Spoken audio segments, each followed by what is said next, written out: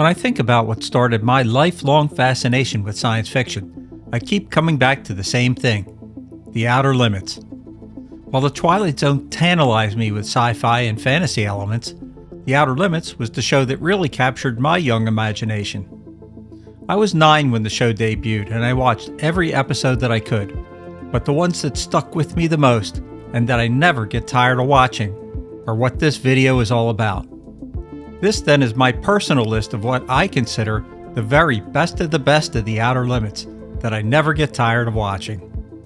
This list will probably be different for you, but for me, if I only had 10 episodes I could watch, these would be those episodes, and the order I would watch them in. So, let's get into it. Fantasy, sci-fi, horror, rerun zone. Number 10, The Man with the Power. When it comes to personal lists like this, they're all subjective.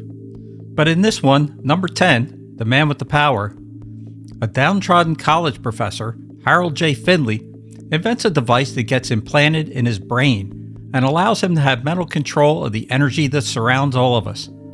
Only, he doesn't really have control at all. His subconscious mind has been taking over the force and taking revenge on anyone that has belittled him in the past. Donald Pleasence gives a powerful performance as a man who wants to help the U.S. Space Agency in retrieving valuable elements from asteroids. When Finley realizes the danger of his invention, he tries to stop the implantation of the device into the brain of an overambitious astronaut. It was tough putting this one at number 10 on the list, but it had to go somewhere. This is a must-watch, if just for the performance of Donald Pleasence. Number 9, Nightmare. This was the first hardcore science fiction story I was ever exposed to on television, and I still can't believe that they allowed this on the air back in 1963. I mean, come on. A badass-looking alien race with a torture device that drove men mad with pain? How did they get this one on the air? Seriously. A group of soldiers become prisoners of the alien race known as the Ebonites, and are subjected to torturous questioning by the aliens that would make anyone wince. Of course, there's a lot more to it than that, as the corrupt human generals are actually the ones behind it. It's always the humans that are the worst of the worst, and the Ebonites, who look like outer space devils, are really peaceful and kind. It's a great episode, and I place it at number 9 on my list. Number 8, A Feasibility Study. What's the matter? We're not on Earth. What a great concept for an Outer Limits episode, as a 6-block radius of Earth is transported, intact, to the planet Luminos for study by the alien race called the Luminoids. And not just study, but to try and use the humans for their physical labor, as their entire race were infected with a horrible, debilitating disease that made them as motionless as rocks. When the humans find out that the aliens' plan is to enslave the entire human race, they hatch their own plan against the Luminoids to sacrifice themselves so the Earth can remain free. I'm not sure I totally buy the self-sacrifice part, but it makes for a great story with some really chilling moments. I'm slotting it at number 8 on my list. Number 7, Soldier. That's not some ordinary psycho down there. That's the most dangerous piece of equipment I've ever seen. Now, we're getting into the meat of my list with a Harlan Ellison penned episode about 2 soldiers from the future, transported to our time to continue their war in the present. Was the film Terminator a ripoff of this episode? Ellison thought so, and he brought a lawsuit for plagiarism against the Terminator production company and distributor to prove it. It's a powerful character-driven story that focuses on the soldier Carlo Clabregni. Say that name 5 times fast. He's been trained from birth for one purpose: to kill the enemy. Interrogated by philologist Tom Kagan, Carlo is taken home to Kagan's family to show him a different way of life. As Carlo gradually starts to trust Kagan, his enemy shows up and the battle continues. Does Carlo sacrifice his life to save Kagan's family? That's the question we're left with at the end of the episode. This is a solid number 7 on my list, and I could probably have put it a little higher, but there's some real bangers ahead. Number 6, The Invisibles. When it comes to creepy alien terror, this one really gets under my skin. It's the first of the small alien insect-like species that made it into my list, and it features that crab-like parasite that's called an invisible. They're actually not invisible, but their essence is invisible. The parasite attaches itself to a human host and takes control of the person's mind in order to execute their plan. And what is their plan, you ask? Why, to conquer the Earth, of course. George McCready gives a chilling performance as the leader of the Society of the Invisibles, and we also get a brief appearance from Neil Hamilton, who later becomes famous for his role as Commissioner Gordon on the 1960s Batman TV series. And let's not forget probably the creepiest part of this episode, those horrifying roaring and howling sounds made by the Invisibles. They are, without a doubt, nightmare-inducing. Number 5, Corpus Earthling. Once we inhabit the host, our control of the whole multicellular organism will be complete, and then we can begin to control their planet. Things really start to get spicy with this episode. Robert Culp turns in a believable performance as Dr. Paul Cameron, who has recently had a nervous breakdown. He begins to hear voices in his head that he thinks are coming from a couple of outer space rocks on the shelf of the lab where his wife works. No one believes him as he just sounds like a lunatic. He even admits that he sounds crazy. But let me ask you, would you believe him? Anyway, the rocks are planning to take over the Earth, a recurring theme here on the Outer Limits. And to do so, they first plan on killing Culp as they realize that he can hear them plotting their takeover.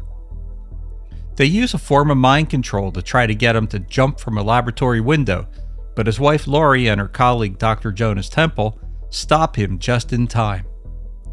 The alien party is just warming up though, as the rocks wait for Dr. Temple to be alone, and then they make their move. They transform themselves into crawling form, slither their way onto Dr. Temple's hand, and then attach to his face, absorbing themselves into his mind. It's a definite freak show and easily makes it into my top 5 Outer Limits episodes that I never get tired of watching. Number 4, Demon with a Glass Hand. As soon as we bring Dern and Bond through the mirror with the other 2 fingers, we shall know exactly where humankind is hiding, put an end to every last one of them. Here's yet another great episode with Robert Culp. In this one, he plays a man named Trent, who's arrived from the future. He has no memory of his life from the previous 10 days, and is only left with questions about his origin. How did he get here? Why are humanoid aliens chasing him from the future? And why does he have a glass hand with 3 missing fingers? The hand itself is a computer that talks to Trent and tells him that he must find the 3 missing fingers before the hand can tell him exactly what's going on and what is his purpose. This is also another episode like Soldier that was penned by legendary writer Harlan Ellison. It was confined to a single structure in order to save money, as the script called for a cross-country chase. Interestingly, the episode was shot entirely in the Bradbury building, where the final scenes of the movie Blade Runner were also filmed.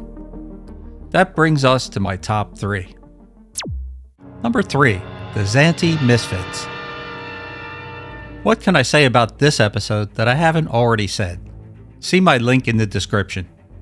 This is the second episode on my list that features tiny, crawling aliens that look like psychotic insects with small human-like faces. If ever there was an episode of The Outer Limits that made me squirm in my seat, it was this one. And you may be wondering, but Rich, if this one was so great, what episodes do you place over this one? Well, you'll see in a minute, and maybe you can already guess. But let me continue. The Zanti send a spaceship full of their most dangerous prisoners to Earth and demand that we don't disturb them or interfere in any way, or there will be consequences. But unknown to the military, a man and woman smash their way through a gate, killing a guard, and make their way to where the ship is about to land. I guess you can see where this one is going as the aliens land, the man and woman interfere, and all alien hell breaks loose. If you ever want to see what an all-out battle between humans and alien insects looks like, just watch this episode. The effects may be dated, but it still packs a punch, and the ending is a real twist that Rod Serling himself would be proud of. Number 2, The Architects of Fear. Back. Stay back. I turn on this x-ray machine and it's no more you. Here we see Robert Culp again. He may be in 3 of my top 10 episodes, but he plays each part with a very different style. And of all 3 of his episodes, this one is by far my favorite. Why do I rate this episode over Demon with the Glass Hand? My short answer is characterization. Culp plays a scientist again, but very different from his part in Corpus Earthling. Here, he draws the short straw on a complex scheme by a group of scientists to try and create a threat that is a common enemy to the people of Earth. Their idealistic hope is that an alien invasion will bring everyone together and create a lasting peace. Man, did this plan backfire. Culp submits himself to a terrifying transformation from a man to something inhuman. A copy of an alien from the planet Theta. The story builds on emotion as it shows that Alan is a happy family man with a wife that loves him. They talk about a future family together. The whole time Alan knows his days are numbered and he can't tell her. Man, I could go on and on about this episode. Every time I rewatch it, the ending brings a tear to my eye, and it still retains its emotional impact to this day. And now for my number 1 pick. Number 1, The Sixth Finger. Your ignorance makes me ill and angry.